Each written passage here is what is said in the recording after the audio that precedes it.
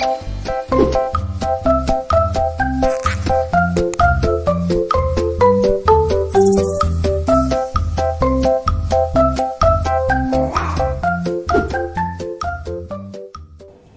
sejahtera untuk kita seluruhnya. Yang terhormat Bapak Ibu penguji UKIN PPG dalam jabatan kategori 2 Universitas Negeri Medan. Perkenalkan, nama saya Reinhard Chandra Malau SPD. Nomor UKG saya 2019 0070 1040. NIM PPG saya 9223111711. Hari ini, Selasa tanggal 13 Desember 2022, saya akan melaksanakan praktik pembelajaran UKIN saya di Sekolah SMA Santa Maria Medan kelas 11 IPA. Demikian perkenalan singkat saya ucapkan terima kasih.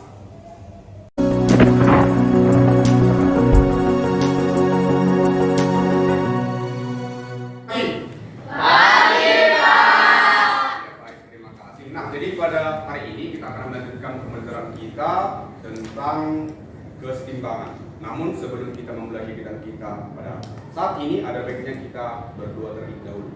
Nah, untuk saat ini doa dipimpin oleh si Esther. Silakan aku Esther untuk maju ke depan. Bapak dan teman-teman sekalian, marilah kita bersatu dalam doa. Allah Bapa yang bertahta dalam kerajaan surga Tuhan, kami mengucap syukur atas berkat dan kasih karunia yang masih kami bisa rasakan hingga pada pagi hari ini. Tuhan, pada pagi hari ini kami ingin memulai pelajaran kami. Berkatilah pelajaran kami ini dari awal hingga akhir. Semoga apapun yang diberikan oleh guru kami dapat pelajari dan kami terapkan dalam kehidupan sehari-hari. Hanya ini doa anakmu, kami mengucap syukur. Amin. Terima kasih Esther telah memimpin doa untuk kita pada pagi hari ini. Nah, sekarang kira-kira siapa yang sudah datang sekretaris? Hadir semua. Ya, hadir semua. Berarti kita datang pada saat ini ya. Oke, baik. Nah, jadi untuk saat ini kira-kira semuanya sehat ya? Sehat.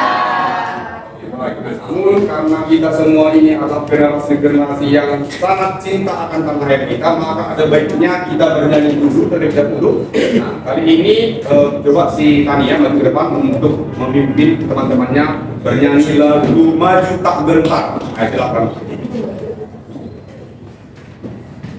Kita akan menyanyikan lagu nasional Maju Tak Gentar.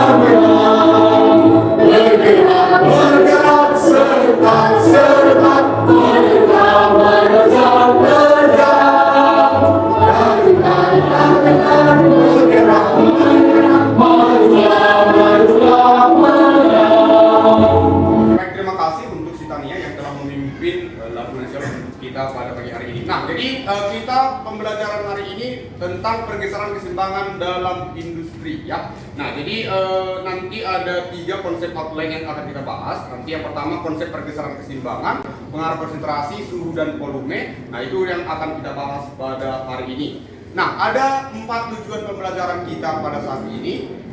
Nah, yang pertama nanti setelah melakukan kegiatan diskusi, nah kalian harus mampu menganalisis pengaruh perubahan konsentrasi terhadap pergeseran keseimbangan. Nah, yang kedua nanti melalui data hasil percobaan, kalian juga nanti dapat menganalisis pengaruh perubahan suhu terhadap pergeseran keseimbangan. Nah, selanjutnya melalui kegiatan diskusi nanti kalian juga harus menganalisis pengaruh perubahan volume maupun tekanan pada pergeseran keseimbangan. Dan yang terakhir adalah melakukan kegiatan pembelajaran.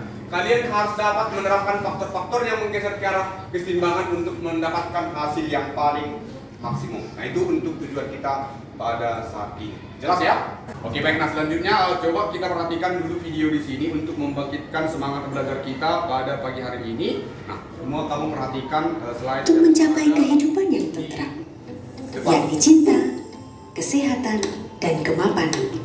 James Tour. Dalam hidup ini, ada 3 faktor yang mampu membuat hidup kita seimbang. Ketiga faktor itu ialah cinta, kesehatan, dan kemapanan. Cinta bisa cinta terhadap keluarga, pasangan, ataupun sahabat. Kemudian, orang akan merasa bahagia apabila kondisi kesehatannya baik karena bisa menikmati hidup. Misalnya, bisa bebas pergi kemanapun atau makan makanan apapun sesuai dengan selera yang diinginkan. Lalu, hidup akan makin sempurna bila memiliki kemapanan atau sukses. 3 faktor tersebut akan membuat hidup ini makin bahagia.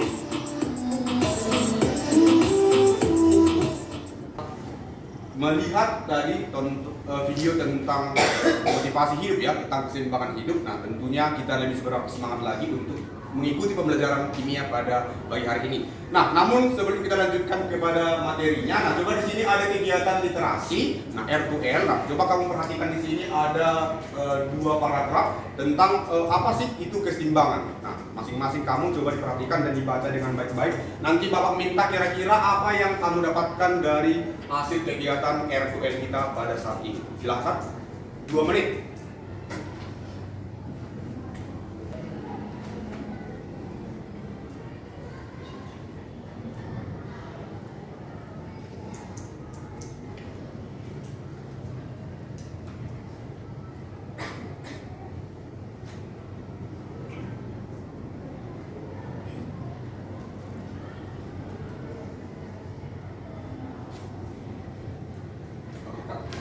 Oke baik, nah setelah membaca ada di sini tentang keseimbangan darah ya. Nah kira-kira apa yang dapat kamu simpulkan dari bacaan tersebut? Kira-kira siapa yang dapat membuat suatu kesimpulan dari kegiatan R2L kita kali ini? Nah, silakan nyatakan ini. Ya, si RJT, silakan aku. Sebelumnya kita harus mengetahui pengertian dari pH. pH itu adalah potensial hidrogen. Nah, potensial hidrogen ini adalah derajat untuk penyatuan tingkat keasaman dan kebasaan dalam tubuh kita. Nah, pH ini menjadi tolak ukur keseimbangan kadar asam atau kadar kebasaan darah atau cairan lain dalam diri kita. Nah, menurut yang saya baca, kemarin saya sempat membaca beberapa artikel mengenai pH. Nah, pH ini tuh berkisar antara 0 sampai 14. Nah, pH yang berkurang dari 7 itu tergolong asam dan yang lebih dari 7 itu tergolong basa dan pH 7 itu netral. Nah, di situ ada dikatakan mengenai rumus keseimbangan pada tubuh kita, yaitu H2O tambah CO2 setimbang dengan H2CO3 setimbang dengan H2CO3 minus dan tambah H. Nah, ketika kita mengonsumsi makanan dan minuman yang bersifat asam akan terjadi pertambahan hidrogen pada darah atau penambahan hidrogen ataupun H+ yang akan menggeser keseimbangan pembentukan H2CO3 sehingga jumlah H2CO3 minus akan berkurang sedangkan H2CO3 itu akan bertambah menurut rumus tersebut. Sekian dari saya, terima kasih. Oke baik, tepuk tangan untuk RJT. Ya untuk jadi tadi HCO3 minus ya. Jadi kalau H2CO3 itu asam karbonat, nah jadi senyawa. Tapi kalau HCO3 negatif itu artinya dia udah melepaskan satu H+. Ada lagi yang mau menambahkan kira-kira? Ya silakan si Nah, Yusuf. setelah saya membaca slide di depan dan mendengarkan pendapat dari teman saya RJT, kesimpulan yang saya dapat ialah pH tubuh menjadi tolak ukur keseimbangan kadar asam dan basa darah serta cairan tubuh lainnya. Ketika kita makan banyak makanan asam seperti daging, soda, kopi, maka konsentrasi pH tubuh akan turun. Sedangkan ketika kita banyak mengkonsumsi makanan yang basah seperti buah, sayur, maka pH tubuh kita akan meningkat. Maka dari itu, makanan yang kita konsumsi haruslah seimbang agar membentuk pH yang seimbang. Sekian dari saya, terima kasih. Oke baik. Nah, begitulah kira-kira tadi pendapat dari temanmu sama RJT dengan Yusuf sudah sangat cukup baik menurut Bapak. Nah, jadi memang pH darah kita itu sangat bersifat netral ya, bisa sekitar 7,4. Nah, jadi kalau kita nanti mengonsumsi makanan yang bersifat asam, nah dan bersifat basa, maka akan ada pergeseran cairan intrasel dalam tubuh kita. Nah, selanjutnya untuk melanjutkan pembelajaran kita mengenai pergeseran kesetimbangan, ingat, nah sebelumnya pada materi di awal kita telah membahas tentang syarat terjadinya kesetimbangan. Nah, jadi pada saat ini kira-kira siapa yang masih mengingat apa kondisi terjadinya suatu kesetimbangan?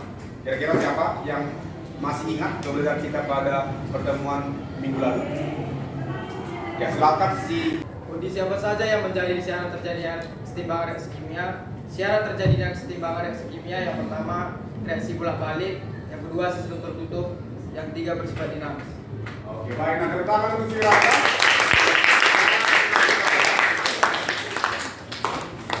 Nah, benar sekali yang disampaikan oleh temanmu si Wiranda. Nah, selanjutnya pertanyaannya adalah, nah apa yang dapat kita peroleh ketika kita mengetahui nilai tetapan kesetimbangan reaksi kimia? Nah, kira-kira siapa yang paham atau tahu kira-kira apa sih manfaatnya kita mengetahui nilai tetapan kesetimbangan? Ayo. Ya, si Pada apa yang Imelda. kita dengan mengetahui nilai tetapan kesetimbangan reaksi, manfaat yang dapat kita peroleh yaitu yang pertama, mengetahui bahwa dalam tetapan kesetimbangan, reaksi yang setimbang harus dipaparkan dengan koefisien. Yang kedua, meramalkan kesetimbangan secara kualitatif. Contohnya, jika harga Kc besar, maka reaksi kesetimbangan banyak mengandung produk, dan begitu sebaliknya. Yang ketiga, menghitung konsentrasi pada reaksi kesetimbangan. Oke, baik, tangan lagi untuk terima kasih untuk si Imelda dan juga Wiranda tadi yang telah memaparkan tentang materi prasyarat kita untuk mempelajari pergeseran kesetimbangan. Nah, jadi yang akan kita bahas pada hari ini, yang pertama itu adalah nanti apakah kondisi setimbang bisa bergeser dalam suatu sistem reaksi. Yang kedua, apa sajakah yang akan menggeser kondisi kesetimbangan reaksi. Kemudian, ke arah manakah reaksi akan dominan dengan perubahan kondisi reaksi tersebut. Nah, jadi nanti kita akan jawab setelah melihat video berikut ini. Pergeseran kesetimbangan. Suatu sistem kesetimbangan dapat berubah jika mendapat pengaruh dari luar. Perubahan tersebut bertujuan untuk mencapai kesetimbangan baru sehingga disebut dengan pergeseran kesetimbangan. Nah, hal ini sesuai dengan hasil penelitian yang dilakukan oleh seorang profesor kimia berkebangsaan Prancis bernama Henri Louis Le Chatelier yang kemudian dikenal dengan asas Le Chatelier. Nah, bunyi dari asas tersebut adalah jika suatu sistem kesetimbangan mendapat pengaruh dari luar, maka kesetimbangan akan bergeser sehingga dapat meminimalisir pengaruh dari luar. Dengan demikian, sistem akan mencapai kesetimbangan kembali. Nah, ada 3 faktor yang dapat menyebabkan pergeseran kesetimbangan, yaitu gangguan konsentrasi zat, perubahan suhu sistem, serta tekanan dan volume sistem. Nah, kita bahas satu persatu. Yang pertama, faktor perubahan konsentrasi zat. Jika pada sistem kesetimbangan dilakukan penambahan atau pengurangan konsentrasi salah satu reaktan atau produknya, maka sistem akan mengadakan reaksi untuk mengurangi gangguan tersebut. Nah, dalam hal ini, jika salah satu konsentrasi zat diperbesar, maka reaksi kesetimbangan akan bergeser dari arah zat tersebut. Dan sebaliknya, jika salah satu konsentrasi zat diperkecil, maka reaksi kesetimbangan akan bergeser ke arah zat tersebut. Nah, supaya dapat dipahami dengan baik, perhatikan reaksi kesetimbangan KSCN ditambah FeNO33 menghasilkan FeSCN2+ ditambah 2NO3 ditambah KNO3. Nah, reaksi kesetimbangan ini dapat dipelajari berdasarkan perubahan warna larutan yang terbentuk. Sebelum terjadi reaksi, KSCN merupakan senyawa yang tidak berwarna dan FeNO33 merupakan senyawa yang berwarna kuning pucat. Nah, setelah terjadi reaksi dan tercapai kesetimbangan, larutan yang terbentuk berubah warna menjadi merah. Nah, merah di sini berasal dari FeSCN2+ yang terbentuk. Berikutnya apa yang terjadi jika ke dalam sistem reaksi yang sudah mencapai kesetimbangan ini, konsentrasi salah satu zatnya kita ubah, misalnya kita tambah atau kita kurangi. Nah, jika sistem dalam kesetimbangan yang terbentuk kita tambahkan KSCN, maka warna larutan akan berubah menjadi merah tua yang berasal dari warna FeSCN12. Nah, hal ini menunjukkan bahwa posisi kesetimbangan telah bergeser ke arah pembentukan produk, yaitu ke arah kanan. Hal ini juga terjadi jika ke dalam sistem kesetimbangan yang terbentuk kita tambahkan FeNO33. Warna larutan juga berubah menjadi merah tua yang menunjukkan bahwa posisi kesetimbangan telah bergeser ke arah kanan. Nah, dari kedua ilustrasi ini dapat kita simpulkan bahwa penambahan KSCN atau FeNO33 akan menggeser kesetimbangan ke arah kanan, sehingga konsentrasi zat-zat yang ada di sebelah kanan akan bertambah atau lebih besar dari sebelumnya. Lalu bagaimana jika ke dalam sistem kesetimbangan yang terbentuk kita tambahkan FeSCN12? Nah, apabila kita tambahkan FeSCN12, maka warna larutan yang semula berwarna merah berubah menjadi tidak berwarna, yang berasal dari pembentukan kembali ion SnCN-nya.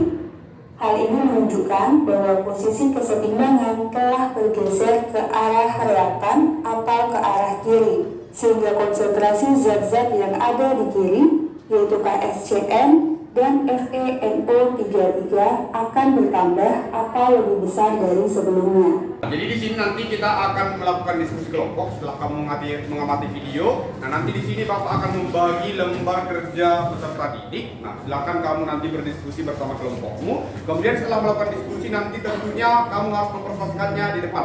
Selanjutnya kita akan bersama-sama mengevaluasi hasil diskusi dari temanmu yang presentasi, kemudian membuat kesimpulan dan latihan mandiri. Nah, jadi selama kegiatan inti nanti Bapak akan mengevaluasi di sini nilai sikapmu dan keterampilanmu dalam pembelajaran kita hari ini, hingga nanti Bapak memberikan soal evaluasi.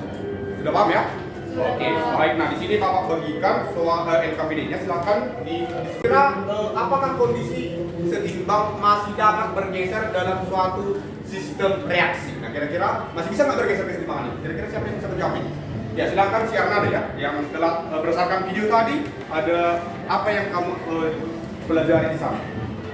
Menurut video yang telah disajikan oleh Pak MH, saya dapat menangkap bahwa kondisi setimbang yang diterima oleh suatu and action. Nah, menurut video yang disajikan oleh Pak Renhard tadi, saya dapat menyimpulkan bahwa suatu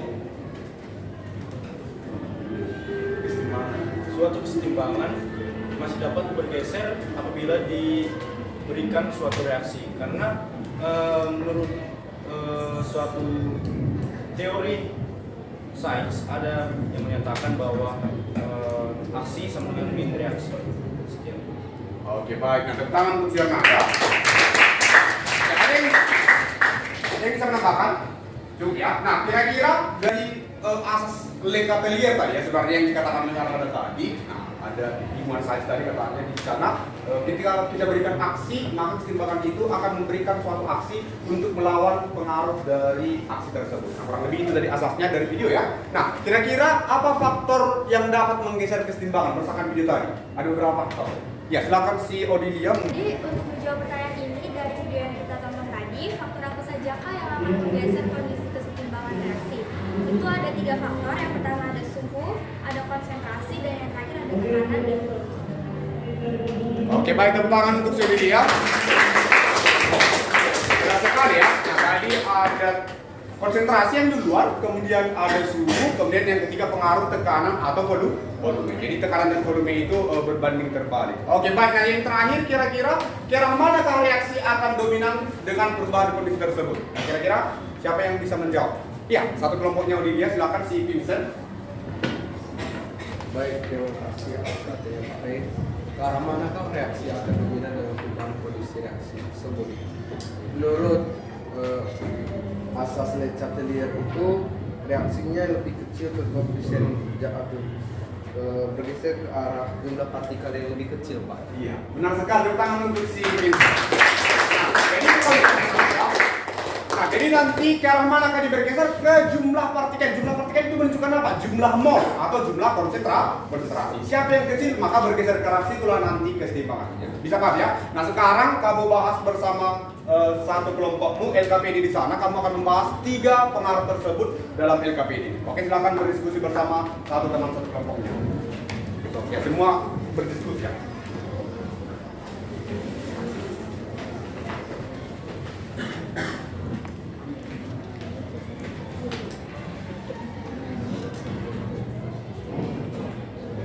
Siapa tadi yang bertanya? Langsung saja dari siapa yang mau bertanya? Saya kanan dulu. Oke, dari sini. Ya, kira-kira dari bahan diskusinya ada yang kurang dipahami? Ya, si kelompoknya Hayakana, bagian mana kira-kira Hayakana yang belum ya? Nah, yang lain bisa diperhatikan di sana. Ya, apa kira-kira?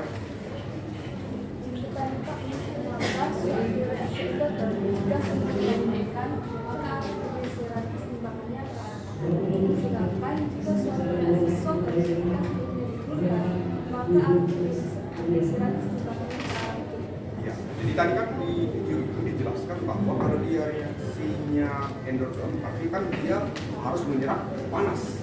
Nah, artinya apa? Artinya harus kita naikkan suhunya biar keseimbangannya bergeser ke kanan. Nah, itu dia alasannya kenapa dia harus dinaikkan suhunya ketika reaksinya endorfin.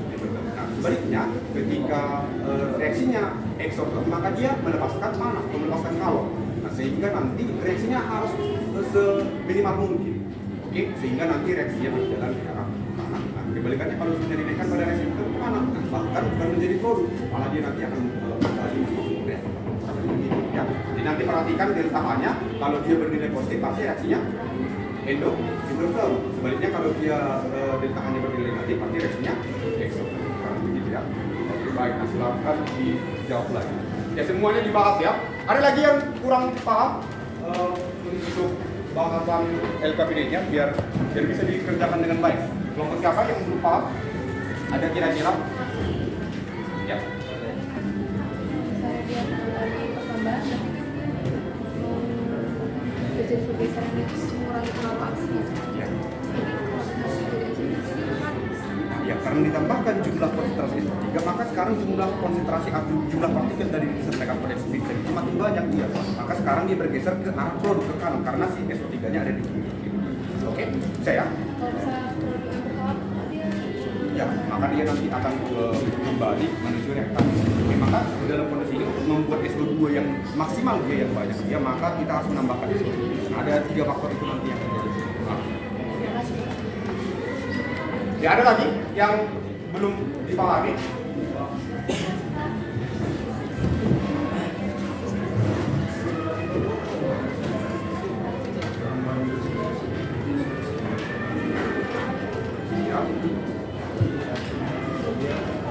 Artinya dia nanti siapa yang bermakin banyak? Ketika konsentrasi SO3 ditambahkan, maka kira-kira nanti dari kemana dia bergeser?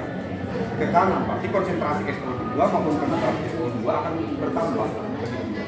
Jadi itu pengertiannya. Karena ketika SO2 ditambahkan maka keseimbangan bergeser ke mana?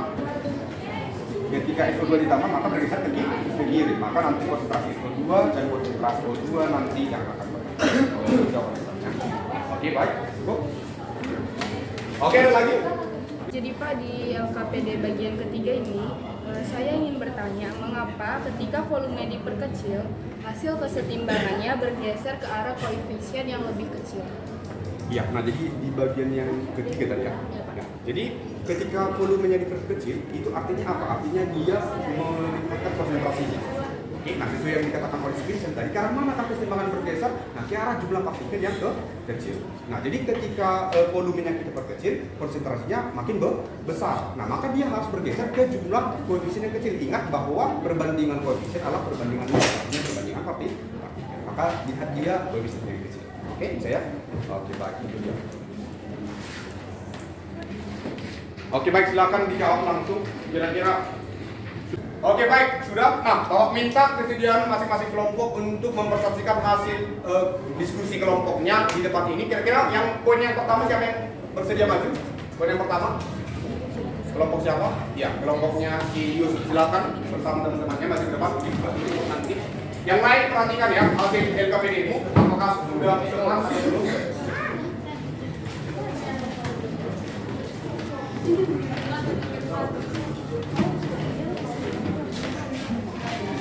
Oke, sebelumnya terima kasih untuk kesempatan kali ini. Kami dipersilakan untuk menyaksikan hasil kami. Di sini kami akan menjawab satu yang akan dijawab oleh teman kita ya. Pada poin pertama, pada reaksi setimbang 2SO3 setimbang dengan 2SO2 ditambah O2. Pertanyaan pertama, A. Penambahan gas SO3 menggeser kesetimbangan ke kanan. Artinya konsentrasi SO2 dan O2 bertambah. Yang B. Penambahan gas SO2 menggeser kesetimbangan ke kiri. Artinya konsentrasi SO3 bertambah. Dan yang C. Penambahan gas O2 menggeser kesetimbangan ke kiri. Artinya konsentrasi SO3 bertambah. Sekian dari kelompok kami. Terima kasih. Oke, baik tangan. Ya.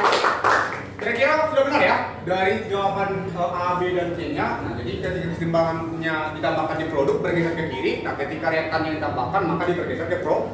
Oke, baik, silakan duduk depan sekali lagi. Oke, baik. Nah, selanjutnya untuk poin yang kedua, kira-kira siapa yang bersedia maju? Ya, kelompoknya si Tania silakan maju ke depan. Kami dari kelompok 2 akan mempresentasikan hasil diskusi dari kelompok kami. Baik, kami akan menjelaskan dari hasil diskusi kami dengan reaksi yang telah diberikan dari data berikut, yaitu reaksi FF+3 aqueous ditambah SCN aqueous terjadi keseimbangan FSCN+2 aqueous. Nah, warna larutan awalnya yaitu merah dan mendapatkan perlakuan penambahan Fe+3. Maka arah pergerakan reaksi akan terjadi ke kanan dengan warna larutan akhirnya semakin merah. Kemudian, warna larutan awalnya merah dan mendapatkan perlakuan penambahan SCN-, arah pergeseran reaksi akan terjadi ke kanan dengan warna larutan akhir semakin merah.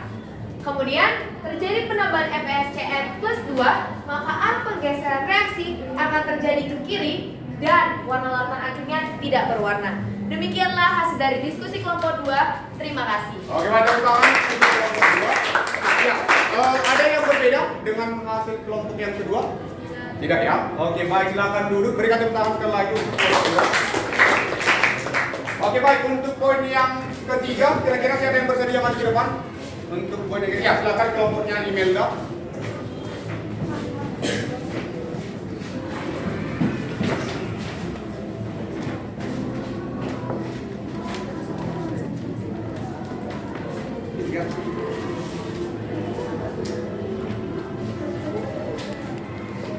Teman-teman sekalian, berikut ini adalah hasil dari diskusi kami. Jadi, nah teman-teman, pada hari ini kami dari kelompok 1 atau kelompok pertama yang berisikan tester ada Supasya dengan Natasha akan menjelaskan beberapa poin yang akan kita jelaskan, yaitu mengenai pengaruh perubahan volume dan tekanan terhadap kesetimbangan. Nah, yang pertama kita baca dulu yang di sebelah sini. Ada yang volume naik atau tekanan turun akan menggeser kesetimbangan kedua dengan jumlah partikel gas atau koefisien yang lebih besar. Nah, berarti apabila volumenya naik, maka untuk membentuk kesetimbangan, maka dia akan bergeser ke ruas yang jumlah partikel gasnya itu atau koefisiennya yang lebih besar. Ya, berdasarkan Maka di sini ada soalnya yang nomor 4. Tentukanlah arah pergeseran kesetimbangan jika volume sistem semuanya diperkecil. ya, bila volumenya diperkecil. Ya, reaksi yang pertama. Nah, reaksi yang pertama itu dia akan bergeser ke kiri karena atau bergeser ke arah si reaktor, karena di sini si reaktor yang di ruas kiri itu memiliki koefisien yang lebih kecil dibanding yang di ruas bagian kanan, karena yang di bagian kanan memiliki koefisien yang berjumlah 2 dan sementara yang di kiri berjumlah 1. Oke. Untuk yang reaksi yang kedua ada 2 HM seimbang dengan H2 ditambah dengan F2. Nah, di sini dia tidak mengalami pergeseran antar ruas karena dia memiliki koefisien yang sama, yaitu memiliki koefisien 2.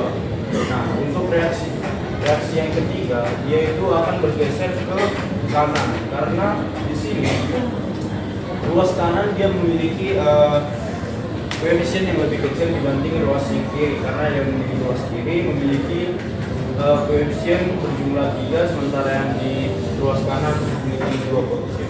Sekian, terima kasih. Oke, baik, ya, jadi demikian untuk hasil diskusi kelompok kita hari ini dan juga sudah kita evaluasi bersama ya. Jadi masing-masing kelompok sudah sempurna dalam mengerjakan LKPD-nya. Nah sekarang, kamu coba buat kesimpulan di catatanmu ringkasannya. Nanti Bapak minta kamu simpulkan apa yang telah kita pelajari pada saat ini. Oke, baik, kami di sini kelompok 4 akan mempresentasikan hasil diskusi kami yang dijawab oleh teman kita. Baik, pertanyaannya adalah reaksi pembentukan amonia dengan proses Haber-Bosch dengan reaksi N2 berwujud gas ditambah dengan 3H2 berwujud gas setimbang dengan 2NH3 berwujud gas delta H sama dengan min 92 kJ. Tentukan arah pergeseran kesetimbangan jika yang pertama suhu sistem dinaikkan, yang kedua suhu sistem diturunkan. Yang pertama, suhu dinaikkan, maka reaksi akan bergeser ke kiri. Dan yang kedua, suhu diturunkan akan bergeser, reaksi akan bergeser ke kanan karena reaksi ini adalah reaksi eksoterm, yang dimana reaksi eksoterm adalah reaksi yang melepas kalor. Sekian dari kelompok kami. Oke, tepuk tangan untuk kelompok ya. Ada yang berbeda dengan kelompok itu sama ya. Nah, jadi ya silakan langsung duduk dengan rapi. Nah, benar ya. Nah, jadi yang dikatakan pada diskusi tadi karena reaksi pembentukan NH3 itu adalah reaksi yang eksoterm, reaksi yang melepas kalor, maka ketika sistemnya kita turunkan suhunya, nah maka reaksinya bergeser ke kanan, artinya dia menghasilkan NH3 yang lebih banyak. Nah, sedangkan ketika suhunya kita naikkan, kita panaskan karena reaksinya eksoterm, maka dia bergeser ke arah reaktan. Artinya NH3-nya semakin sedikit. Oke? Nah, itu untuk poin yang ketiga. Untuk poin yang terakhir, nah kira-kira siapa yang bisa menjawab poin yang keempat? Ya, ini pengaruh volume dan tekanan. Ya, kelompok C. Ya, kelompoknya si Arnado, silakan maju ke depan. Oke, baik. Nah, kira-kira dari kelompok siapa yang bisa memberikan kesimpulan pada hari ini? Ya, Franciscus, silakan aku maju berdiri. Baik, terima kasih atas kesempatannya. Jadi, kesimpulan pada materi kita pada hari ini yaitu pergeseran kesetimbangan adalah berdasarkan tadi menurut teori asas Le-Chatelier, kita bisa tahu dia menyatakan bahwa jika suatu keseimbangan yang diberi aksi dari luar, maka sistem keseimbangan tersebut akan melakukan reaksi atau pergeseran yang cenderung akan dapat mengurangi pengaruh aksi itu. Nah, yang kedua itu ada intinya yaitu faktor-faktor yang menggeser keseimbangan. Yang pertama itu adalah konsentrasi. Jika konsentrasi kiri ditambah, maka reaksi akan bergeser ke kanan. Dan jika konsentrasi kiri dikurangi, maka reaksi akan bergeser ke kiri. Sebaliknya dengan konsentrasi pada di kanan. Yang kedua, perubahan suhu. Jika suhu bertambah, maka reaksi akan bergeser secara endoterm. Dan yang kedua, jika suhu diturunkan, maka reaksi akan bergeser secara eksoterm. Dan yang ketiga, perubahan volume dan tekanan gas. Jika volume naik dan tekanan turun, maka reaksi akan bergeser ke kanan. Dan jika volume turun, tekanan gas naik, maka reaksi akan bergeser ke kiri. Dan selanjutnya itu ada pengaruhnya. Pengaruh pergeseran kesetimbangan itu yang pertama tadi sudah kita jawab. Jika terjadi pergeseran kesetimbangan ke arah zat-zat hasil reaksi, susunan konsentrasi zat-zat hasil reaksi akan meningkat dan zat-zat reaksi semakin kecil. Yang kedua, jika terjadi pergeseran kesetimbangan ke arah zat reaksi, Itu artinya susunan konsentrasi zat-zat reaksi akan meningkat dan zat hasil reaksi semakin kecil. Sekian dari saya, terima kasih. Oke, baik, jadi kesimpulan yang sangat luar biasa telah diberikan oleh Franciscus. Nah, jadi Bapak harap semua sudah memahami materi kita pada hari ini. Nah, namun perlu Bapak berikan soal evaluasi. Tadi sudah Bapak nilai bagaimana kerjasamamu dalam diskusi, bagaimana juga kamu melakukan presentasi dan juga mengevaluasi hasil dari pembelajaran kita. Nah, di sini Bapak akan mencoba melihat apakah kamu sudah memahami materi kita. Silahkan dijawab.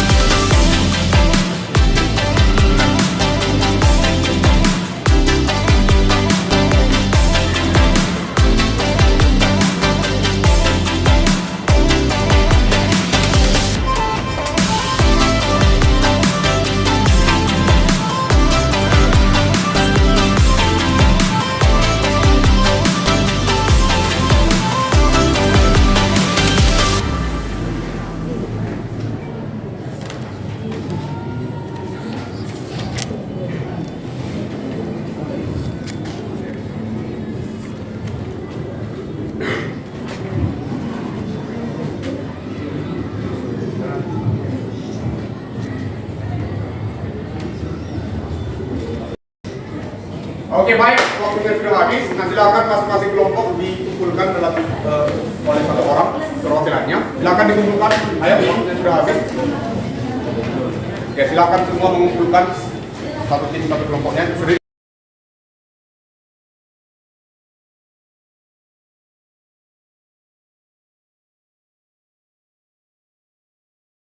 Nah, jadi ya, ini untuk materi kita yang terakhir di semester ini, maka nanti selanjutnya di semester yang akan datang kita akan masuk di larutan asam dan basa ya, tapi itu di semester genap. Nah, jadi itu untuk pembelajaran kita hari ini, untuk bentuk kegiatan kita, maka doa pada pagi hari ini dipimpin oleh si Rima. Silakan Rima, silakan maju ke depan.